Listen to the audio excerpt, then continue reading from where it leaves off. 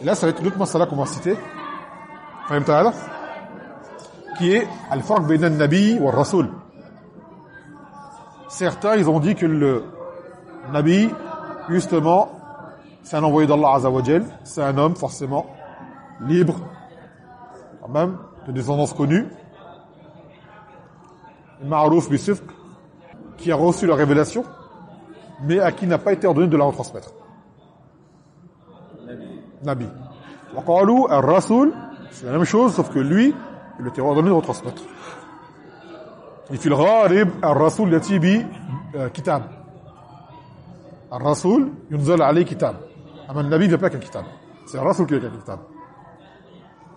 Amma hada at-ta'lif huwa muntaqad.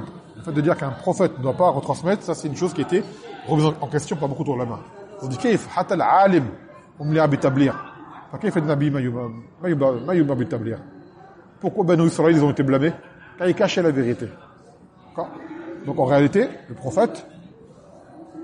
prophète, lui aussi doit retransmettre.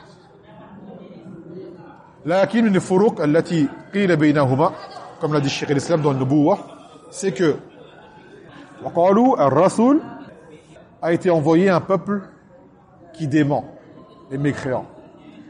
Et il vient en général avec une sharia jadida, avec un livre. Alors que le prophète est envoyé à un peuple de croyants pour leur rappeler et pour jaddad, c'est-à-dire renouveler, rappeler la révélation du messager qui l'a précédé et informer de la venue du messager qui viendra par la suite. Si un autre prophète, il veut les informer en disant que un autre prophète viendra également.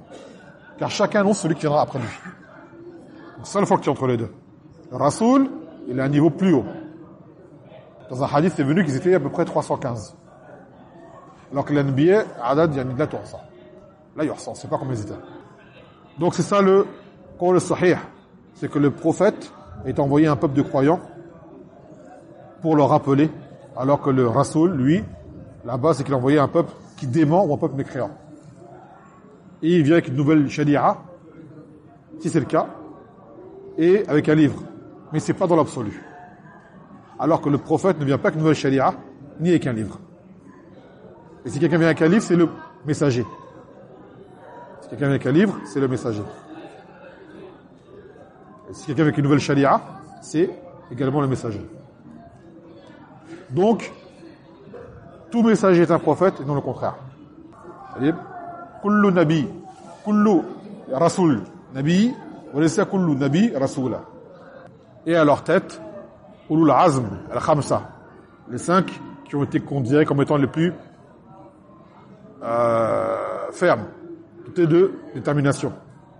Nuh, alayhi salam, tamam, wa Ibrahim, wa Moussa, wa Isa, wa Muhammad, ulul azm. Et le meilleur d'entre eux, c'est Mohammed sallallahu alayhi wa sallam.